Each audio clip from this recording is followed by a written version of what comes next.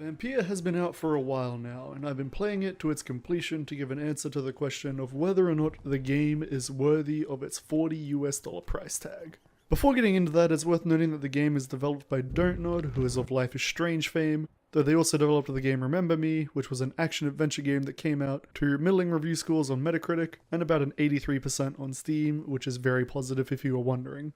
It was published by Focus Home Interactive, who have published many games, the most notable of which being Blood Bowl of the Warhammer franchise, Farming Simulator, and slightly less noticeably the Styx stealth-based game series.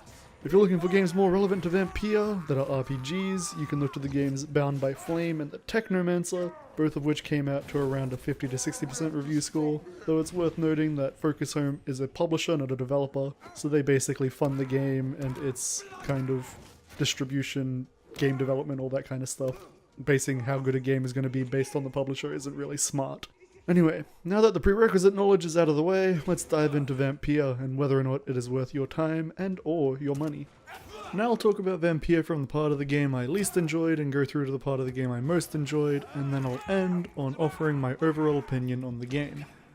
The base structure of this video will be as follows, with combat coming first, performance being the second category, story being third, the choice system being fourth, atmosphere being fifth, and my final thoughts being last.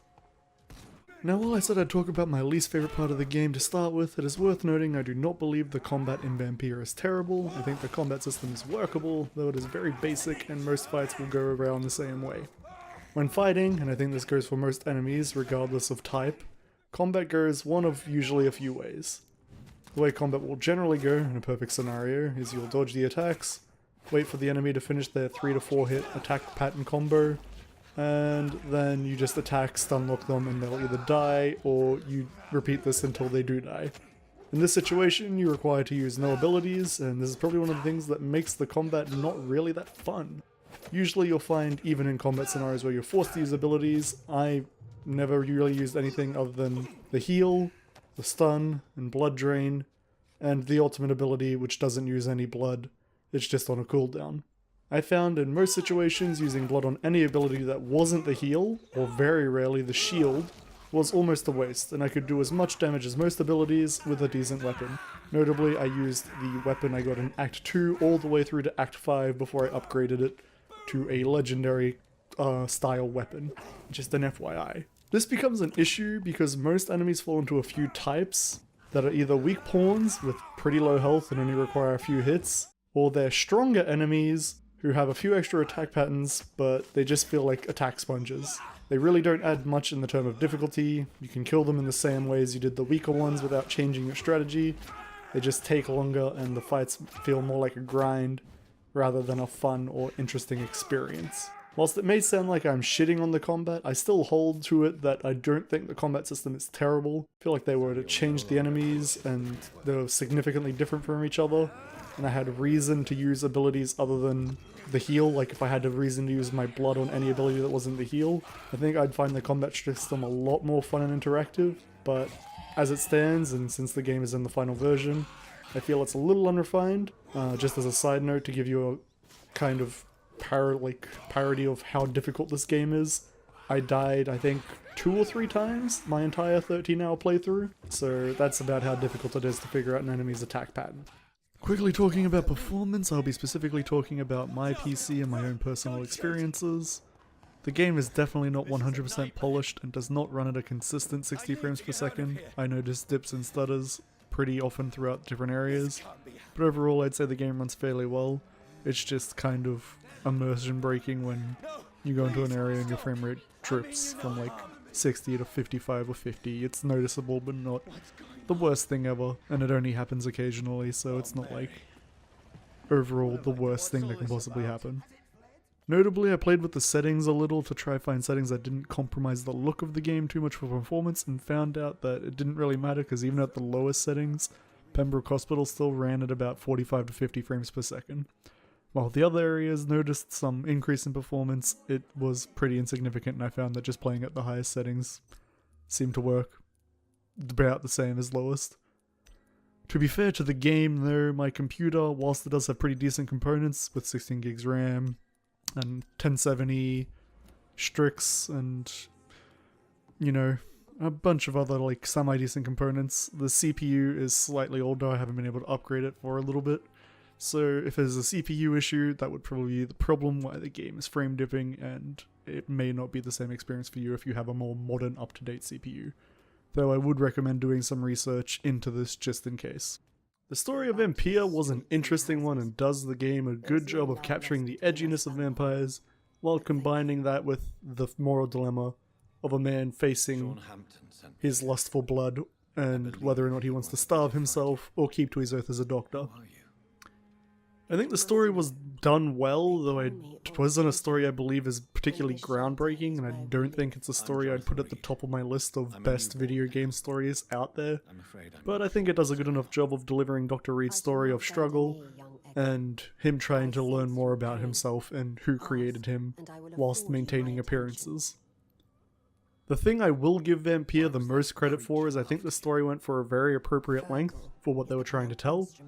I never felt like the story was dragging. I was always interested in what was going on with the next part, and everything kind of just went A to B to C to D to Z without any unnecessary pit stops at any other point, which was very nice because I'm very tired of video games going, alright, the next part of the story is a big combat sequence and go talk to 8 NPCs before this and it's going to take you about 15 minutes.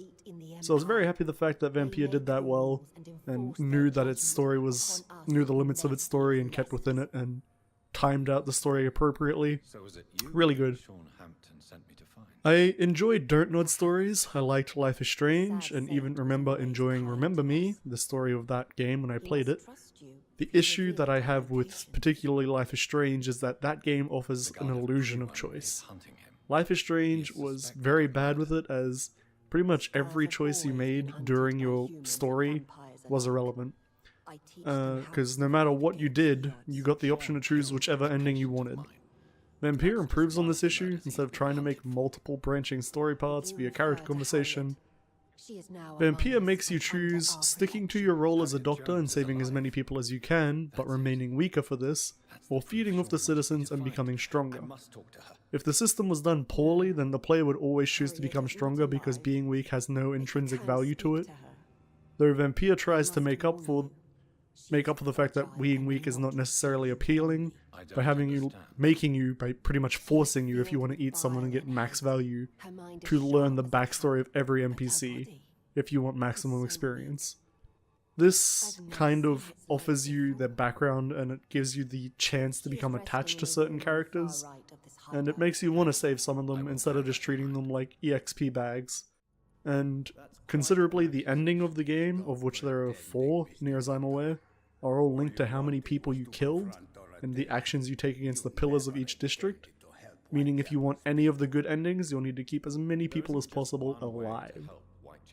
You can kill some. I ate 2 during my playthrough, and no district pillar was active when I finished. The good requirement seems to need each district to be above hostile for at least the lower ending, and all citizens need to be alive for the perfect ending. The system was to me a lot more interesting than the Life is Strange system, as I couldn't just go through the game willy-nilly choosing whichever option and then choose my ending no matter what I wanted. I was allocated an ending based on my actions, and I was very happy with this because it makes your actions feel like they have a lot of weight to them. There isn't too much to talk about in terms of atmosphere without me rehashing a lot of the same points, so I'm going to try to keep this brief. I enjoyed the dark and dank atmosphere of the 1918 setting of London, where the Spanish flu is breaking out, and people are kind of freaking out, dividing, still having the divisions of rich and poor, but now also having the quarantined as a separate division. I really enjoyed that. I also enjoyed they really played out the dumb, edgy feel of being immortal, and you can only move around in the dark, and it's kind of dark and brooding. They did that pretty well.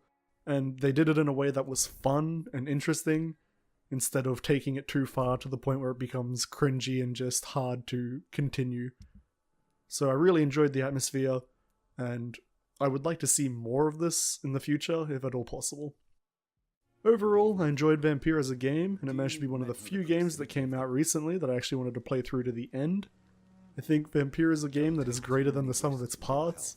Individually, the combat wouldn't draw me in, The story is a little above average, when the atmosphere is great. When all these are on their own, they don't offer enough to draw me in, but when you combine them all to make a game, it comes together to work in a maybe not perfect combination, but a combination that I think is worth the price tag they're asking. I think it's worth full price. Obviously not everyone will share that opinion, but this video series is based off my opinion, so yeah. Anyway, that's all I'm going to say about Vampyr. Thank you very much for watching. This is kind of just a video I did out of boredom, and I really enjoyed Vampyr, so I wanted to talk about it a bit. Bye.